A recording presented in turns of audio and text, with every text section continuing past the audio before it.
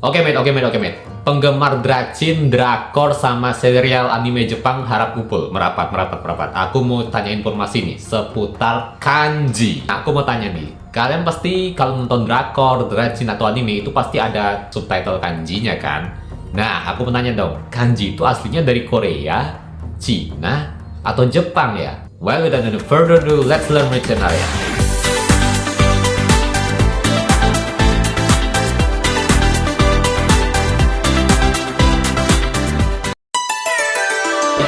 Well, aku tahu banyak dari kalian udah pada familiar sama yang namanya kanji. Ya, sistem penulisan yang dipakai di negara Jepang, Korea, dan juga Tiongkok tentunya. Yang mana ini ternyata udah dimulai sejak abad keempat dan kelima loh, wait. Iya, serius. Jadi gini, dulu itu Tiongkok itu punya sistem penulisan namanya Hanzi. Tapi karena pas zaman kerajaan, yang mana Korea dan juga Jepang ini deket banget, baik terjalin secara politik, budaya maupun hubungan dagang, akhirnya mereka juga mengadopsi tuh sistem penulisan kanji atau Hanzi dari Tiongkok. Nah, karena mereka punya cara yang berbeda dalam mengadopsi, akhirnya ya pola bahasanya juga berbeda dong. Jadinya di Tiongkok disebut dengan Hanzi. Kalau di Korea disebut dengan Hanja, atau kalau di Jepang disebut dengan kanji. Tapi Bang, sinosfer itu apa sih? Jadi gini, sinosfer itu adalah pengaruh dari kebudayaan yang berakar pada satu budaya besar.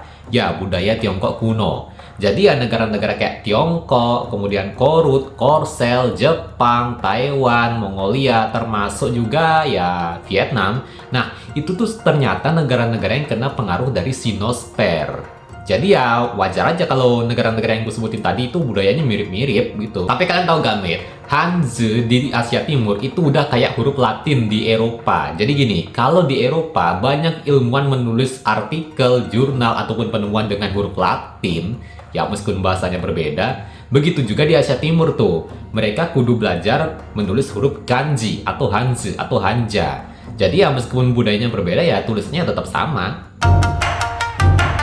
Oke, kita ambil contoh Jepang nih. Awalnya Jepang itu gak punya sistem penulisan, serius. Soalnya ya bangsa asli dari Jepang itu adalah mereka yang menghuni Pulau Hokkaido.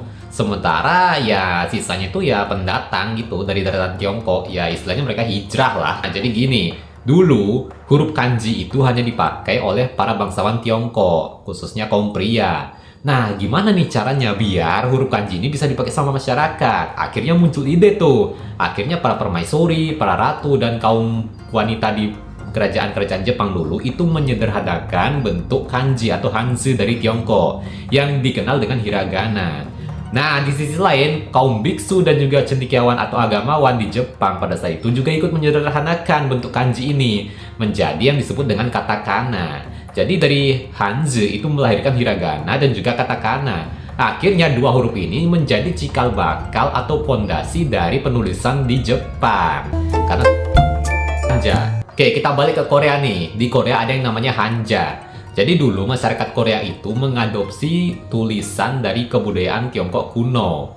Jadi mereka ngadopsinya utuh tuh, gak kayak di Jepang yang setengah-setengah terus kemudian diacak-acak tuh.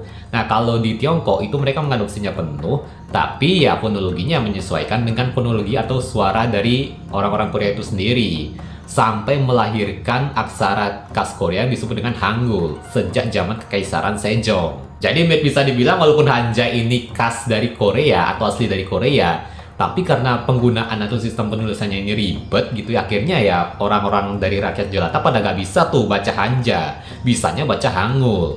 Akhirnya ya di Korea sendiri sama kayak Jepang, melahirkan yang namanya Hanja dan juga Hangul. Nah bedanya kalau Hangul itu dipakai saat komunikasi keseharian atau komunikasi informal lah. Nah sedangkan untuk Hanja itu komunikasi yang lebih formal, untuk bisnis lah, pemerintahan lah, diplomatik lah, hukum lah. Oke, dari sini kita tahu kesimpulannya kan bahwa ternyata Hanzi itu melahirkan anak-anaknya yang ada di Korea disebut dengan Hangul dan juga Hanja. Kalau di Jepang disebut dengan hiragana dan juga katakana. Jadi aku minta nih ya para pecinta drakor, dracin, anime, itu kalian pada akur dulu deh. Lawang film ini kalian tonton akar budayanya sama kok, cuman beda subtitle doang.